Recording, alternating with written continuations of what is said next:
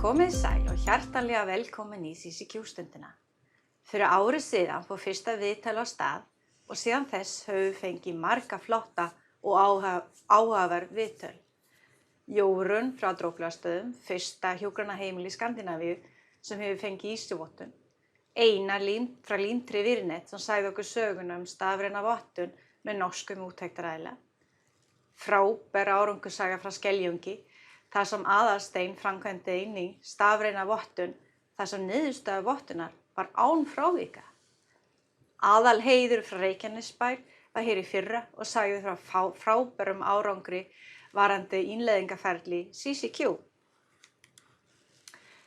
Og það einmitt þetta sem mér finnst svo skemmtilegt, eins og fá koma í heimsókn og fá heyra ykkur sögur og hvernig CCQ hefur leyst svo margt hjá ykkur. Í dag hef ég fengið einn viðmælanda sem ég hlakka mikið til að fá heyra meira frá. Hrefna Gunnarsdóttir frá Reykjanesbær. Hrefna, velkomin. Takk fyrir. Þú persónuverndarfulltrúi hjá öllum sveitarfélögum hjá Suðurnesjum. Vildu kannski byrja með að kynna það fyrir okkur? Því þetta tiltölulega ný staða. Hvað persónuverndarfulltrúi og hvað helsta hlutverkið þitt? Það má segja að persónuverndarfulltrúar eiga að koma að öllum málum innan stofnunina sem þegar verið að vinna með einhver mál, þar sem verið að vinna með persónuupplýsingar. Og á náttúrulega að ráðleggja við vinnsluna og þetta eru ýmis verkefni sem við erum búin að vera að fara í gegnum svona frá fyrsta degi. Og við erum til dæmis að koma að vinnslusamningum og við erum að fara yfir ýmis form og eyðublöð sem við erum að nota að þau séu náttúrulega bara rétt. Og við erum að náttúrulega upplýsa starfsmenn og fræða þá persónuverndarlögin og hvað má og hvað má ekki gera og eftirlit með fylgni við löggjöfina bara fyrir sveitarfélagið. Og við erum að veita hana ýmis konar ráðgjöf þegar til dæmis við erum að taka fyrir ný forrit eða vinna einhvern veginn öðru sem með persónuverndargögn hefur verið gert, þannig að þá þurfum við að koma þar að og ráðleggja, þannig að þetta sé nú í samræmi við persónuverndarlögin sjálf. Og svo erum við að gera vinnsluskrár og við erum að fara yfir svona verklagsreglur og ferla og gera hinar þessar stefnur, sérstaklega persónuverndarstefnuna. Og svo náttúrulega erum við tengiliðir við persónuvernd. Þannig að þetta eru ýmis verkefni sem hafa svona komið inn á borð til okkar. Og margt af þessu náttúrulega bara nýtt, við erum svolítið svona að læra bara með við erum að vinna þetta. Ný lög segiru, hvaða lög þá? Geturðu aðeins sagt mig frá þessa lögum? Sko, persónuverndarlög voru sett sem voru í gildi árið 2000 og þau lög náttúrulega voru bara orðin barn síns tíma. Þannig að það er náttúrulega mikið búið að breyta sambandi við samfélagsmiðla og svo margt annað bara sem er búin að vera gerast í heiminum síðan þau lög voru sett. Þannig að það var komið tími á að setja ný lög og þessi nýju persónuverndarlög sem voru sett 2018, þau voru svona sett líka til þess að hafa samræmi á milli allra landa. Þannig að það var ekki hver að vinna svona í sínu horni og vinna úr málunum eins og þeim hentaði.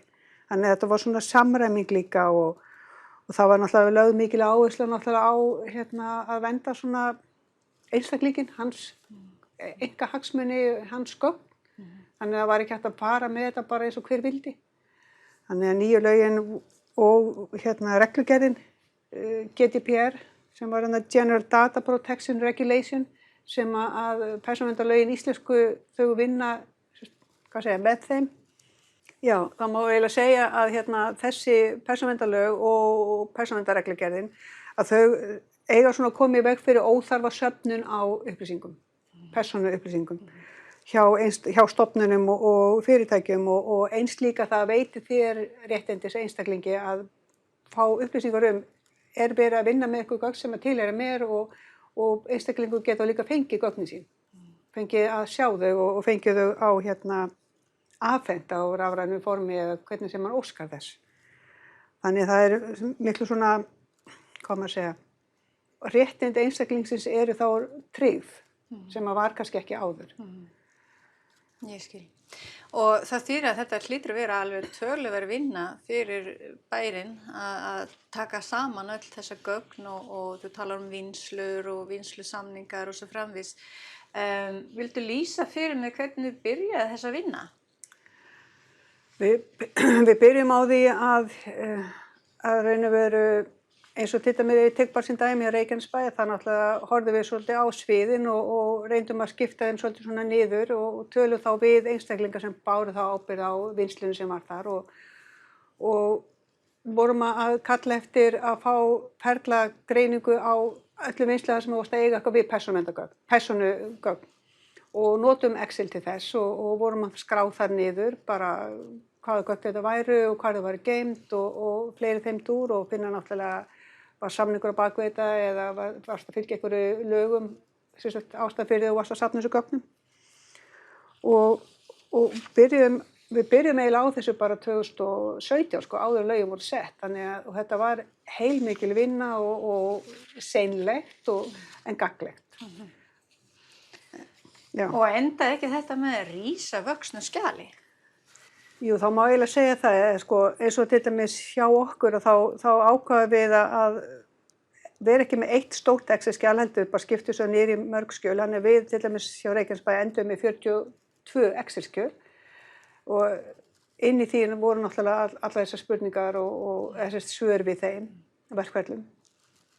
Og þetta var svolítið hausverkur að fara yfir þetta því þetta náttúrulega þú kom með Excel-skjal sem með einhverja 19 dálka og marga línur og reyna að sjá þetta allt fyrir þér á einhverjum einu skjá og þetta var pínervitt. Og eins erfitt að samræma líka svörin, þannig að okkur vantaði bara hreinlega eitthvað tól til þess að vinna betur úr þessu. Og þá kom CCQ með lausn. Vildu aðeins lýsa hvernig það hjálpaði þér og hvernig það kom sem sagt inn í CCQ? Já, góða við það að þessi vinna sem við vorum búin að vera að vinna í Excel-skjölunum, hún nýttist okkur alveg áfram. Við gátum keyrt Excel-skjölin inn og það var náttúrulega heilmikið pluss að þurfa ekki að byrja aftur á byrjunni. Og þá gerðum við keyrðum raun og veru þarna inn, byrjunin var raun og veru svo að útbúa spurningalista sem að byggði náttúrulega á uppsetninguna á Excel-skjölunum. Og það var náttúrulega gert með mikil samvinnu við þig að því að við vorum svolítið svona, vissum ekki alveg hvernig við áttum að vinna þetta. Og þegar við vorum búin að setja upp þarna þetta sniðmát og þá gátum við keyrt inn Excel-skjölin.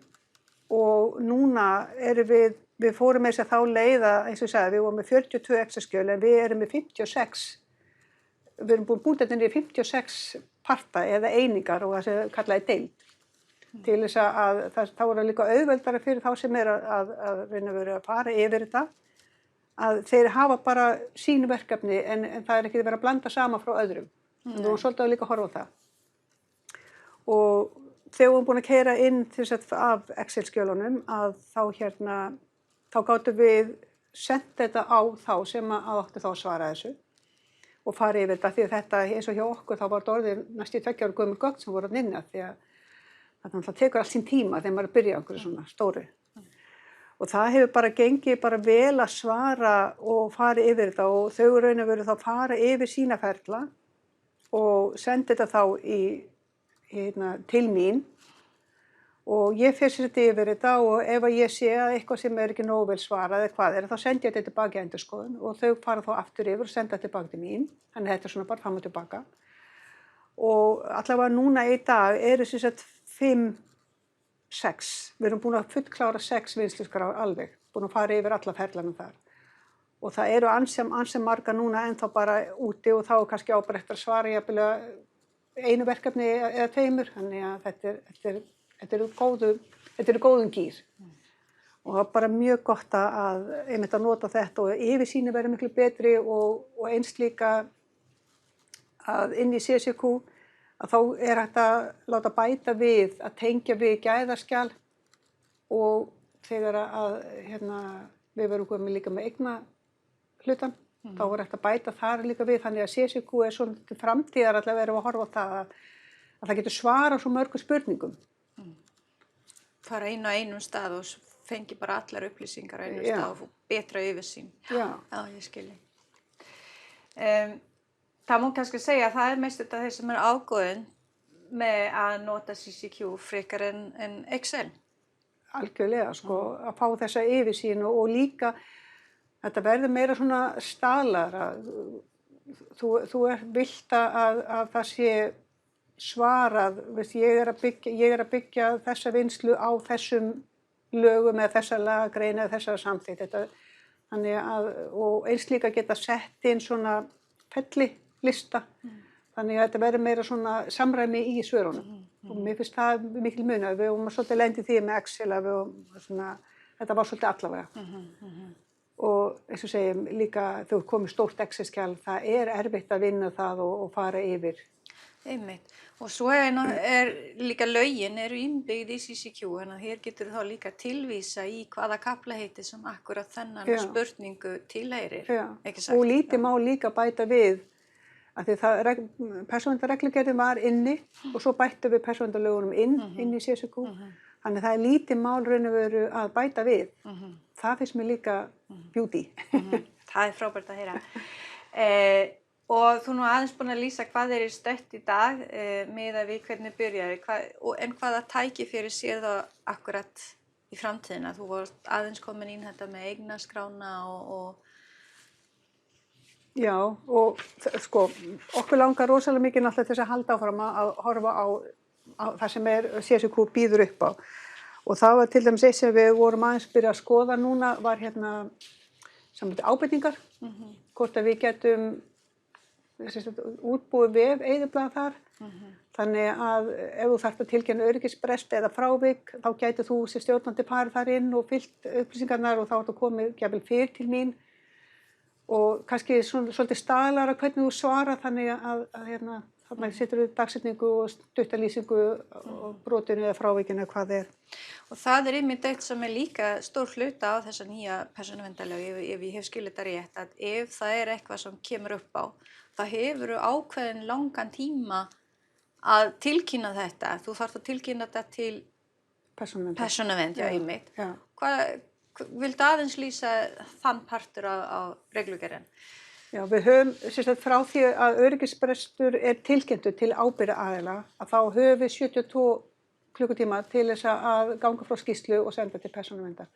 Og þegar við erum komið við förum núna bara inn á vefslóð þar sem fyllum inn þessar upplýsingar sem koma og það þurfi ekkert að vera, þú þarft ekki að vera með alveg allt saman, þarf ekki að vera búin að fá allar upplýsingarnar að hún fyllir þetta út, þannig að það kannski á eftir að skoða eitthvað betur en þú allavega sendir skýrsluna inn að 72 tíma, að því að annars hægt náttúrulega bara að setja stjórnsýslusektir á þá aðeila sem eru ekki að tilkynna þetta inn að 72 tíma, sko. Akkurat.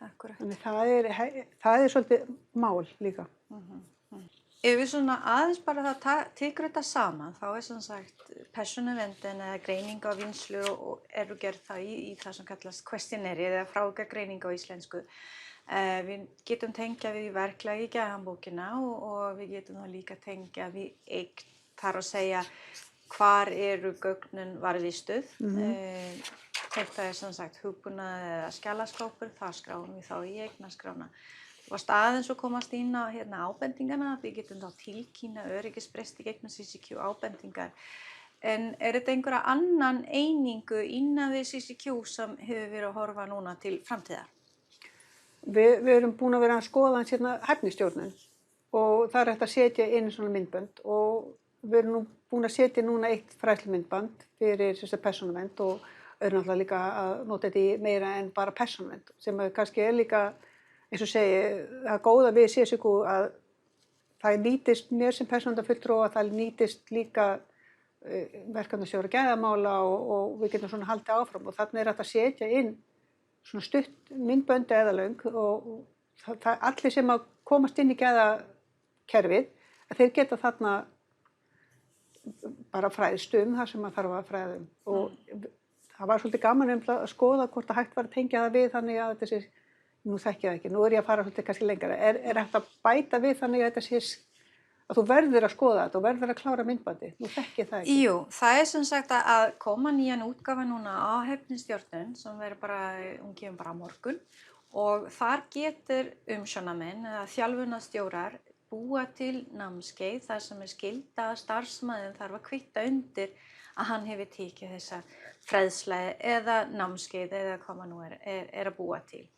Umfram og líka nefna að í gæðanbókina getur þú staðfesta lestur, þá fóru líka smá tryggingu yfir að upplýsingarna hefur farið alla leið til starfsmanninn.